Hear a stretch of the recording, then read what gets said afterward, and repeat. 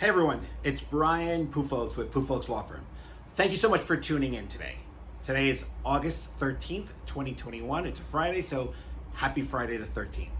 I'm posting this video today because I feel pretty strongly that we'll very soon see a new DACA rule. That's right, I said a new DACA rule. DACA stands for Deferred Action for Childhood Arrivals.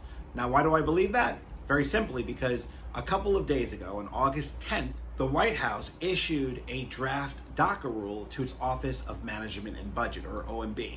And generally, when we see the White House issuing draft rules to OMB, it means that we'll very soon see a new proposed rule. And there are two primary reasons why we expected to see a new rule. One, as I mentioned before, when President Biden was first elected, one of his early executive orders said that he wanted to see his Department of Homeland Security preserve and fortify DACA. And so one way to do that is to come up with a new DACA rule. The second reason is, a few weeks ago, on July 15, 2021, Judge Andrew Hannon in the Southern District Court of Texas had a ruling where he found DACA to be unconstitutional. And one of the responses to that ruling was President Biden saying he was very disappointed and that he would have his Department of Homeland Security come out with a new rule. So it's pretty obvious that they're coming out with a new rule. And in fact, on August 10th, we have clear evidence that the White House has presented OMB with a draft rule. Now, we don't have any details on the content of that draft rule. We just know it's being implemented in connection with the executive order to preserve and fortify DACA. And I believe we'll see a draft of this new rule as early as late summer or maybe early fall. Now, once the rule becomes public, the government will have to ensure that the public has enough time to look at this rule and to comment on the rule, because that's required by the APA, or the Administrative Procedures Act. And in fact, the primary reason that Judge Hannon in Texas found Obama's 2012 DACA executive order unconstitutional was because it didn't comply with the APA. The public didn't have enough notice and time to comment on the 2012 executive order. So this time the government will make sure that once they announce the draft rule, the public has enough time. I would guess anywhere between 90 to 120 days for the public to be notified and to comment on the draft rule. So a rough estimate in timing, we could see a new executive order implementing a DACA 2.0 as early as the end of 2021 or early 2022. And while we don't know exactly what this new DACA rule would say, we do know that DHS is working on preserving and fortifying, keyword fortifying, the current DACA.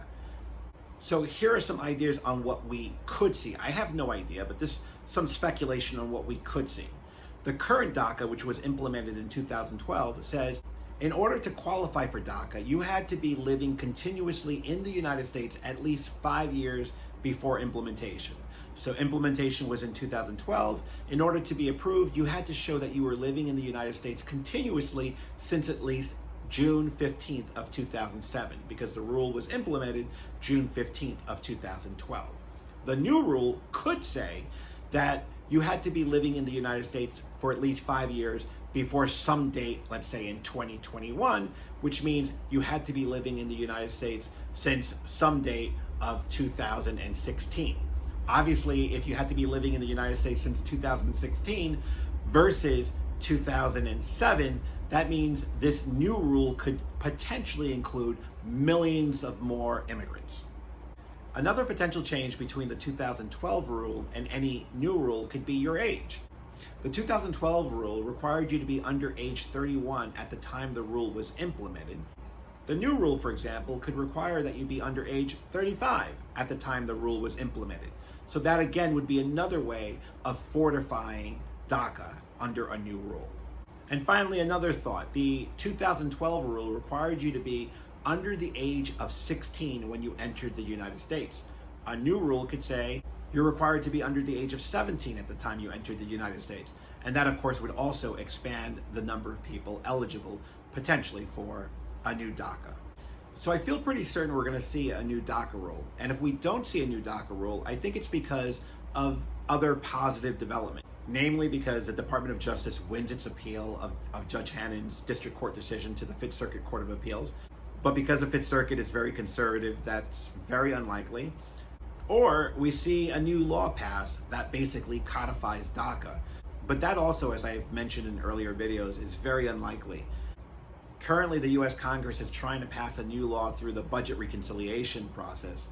We do have a Senate resolution already passed, but it has to go through several more steps, including the House passing the budget resolution, committees coming up with language that complies with the Senate parliamentarian rules.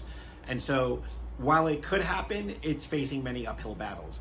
Whether we'll see a new immigration law, we really won't know until possibly the end of this year, early next year as well. So again, stay tuned, because I do believe in a few weeks we're going to see the announcement of a new DACA rule. And at that point, the comment period will begin. That comment period will last anywhere between, let's say, 90 to 120 days, which takes us to the end of this year, early next year, where we'll see what I believe will be a new DACA rule. If you found any of the information that I shared with you interesting or helpful, please take a moment to like this video. And if you're interested in receiving any updates on DACA or any topics of immigration law, please also subscribe to the channel. Also, please take a moment to comment on this video. I'd love to hear your thoughts on the video in general, or if you have thoughts on DACA, or especially if there is a topic on immigration law that you'd like me to talk about. Thank you so much, and have a good day.